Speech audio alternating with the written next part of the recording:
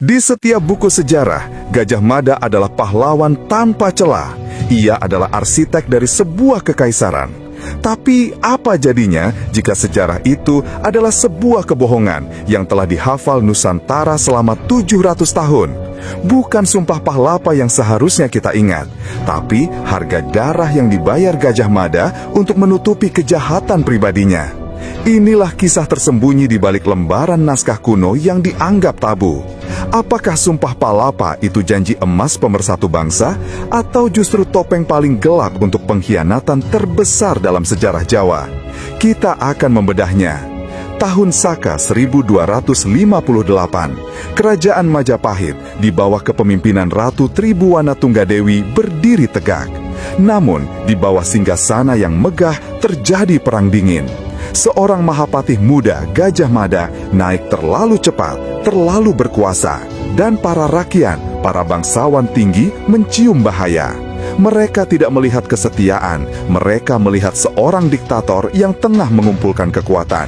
Mereka mulai berbisik, mempertanyakan otoritas Gajah Mada.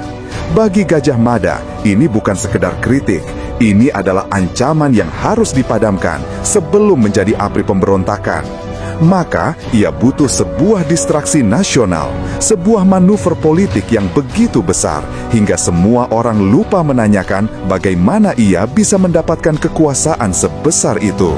Disinilah sumpah Palapa dilahirkan.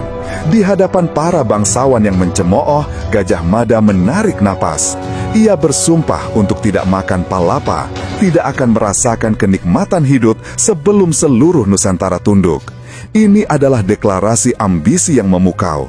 Tapi bagi para bangsawan, sumpah itu adalah pembacaan hukuman mati atas kemerdekaan mereka. Sumpah Palapa pun dimulai. Gelombang penaklukan tak terhindarkan. Satu persatu kerajaan di Sumatera, Semenanjung Melayu hingga timur tunduk.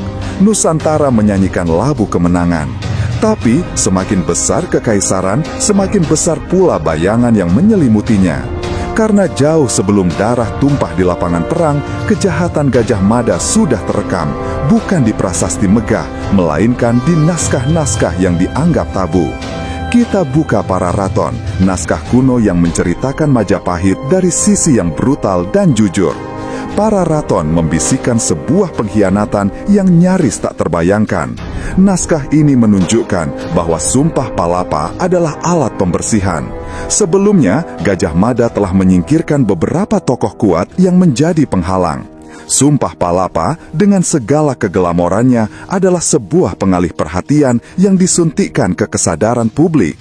Semua orang melihat keagungan janji, sehingga tak ada yang berani bertanya, untuk kepentingan siapa sumpah ini benar-benar dibuat?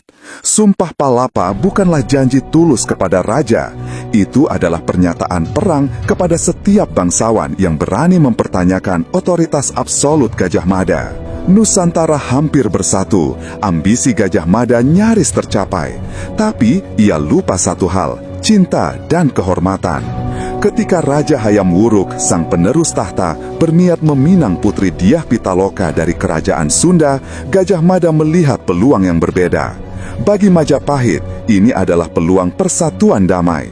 Bagi Gajah Mada, ini adalah peluang penaklukan terakhir tanpa perlu mengangkat senjata. Ini adalah ujian terbesar sumpah Palapa. Di hadapan raja, Gajah Mada berkeras, Dyah Pitaloka tidak boleh datang sebagai calon permaisuri yang setara.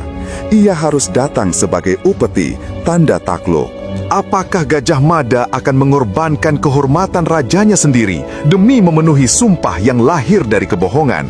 Sebuah penghinaan yang tak termaafkan, sebuah tuntutan yang secara terang-terangan melangkahi wewenang Raja Hayam Wuruk sendiri.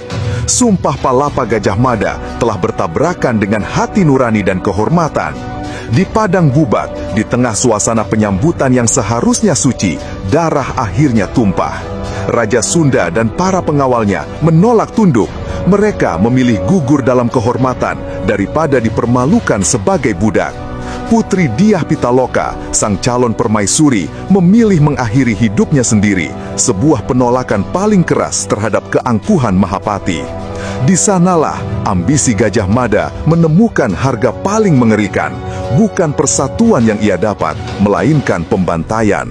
Tragedi ini menghancurkan hati Hayam Wuruk. Gajah Mada berhasil menaklukkan Sunda, tapi di mata rajanya, ia tidak melihat penakluk. Ia melihat seorang pengkhianat yang telah mengorbankan cinta demi ambisi. Di Padang Bubak, Gajah Mada tidak hanya memenangkan perang, ia kehilangan kehormatan selamanya. Nusantara memang bersatu, tapi dengan harga dendam abadi antara Jawa dan Sunda. Setelah tragedi Bubat, Gajah Mada ditekan, disingkirkan perlahan, hingga akhirnya menghilang dalam misteri yang tak pernah terpecahkan. Apakah ia meninggal atau diasingkan karena kebohongan di balik sumpah besarnya? Naskah kuno tak pernah berdamai dengan sejarah resmi. Para raton menceritakan seorang diktator yang haus kuasa. Nagara Kretagama menceritakan pahlawan tanpa celah. Inilah hikmahnya. Ambisi tanpa batas mungkin bisa membangun sebuah kekaisaran, tapi ambisi yang lahir dari kebohongan dan dibayar dengan darah selalu meninggalkan warisan yang retak. Sumpah Palapa adalah keagungan, tapi juga adalah pengingat abadi bahwa tidak ada janji yang lebih berbahaya selain janji yang diucapkan untuk menutupi kebenaran yang jauh lebih besar. Jika benar ambisi Gajah Mada merenggut banyak nyawa tak berdosa, apakah ia masih pantas kita sebut pahlawan?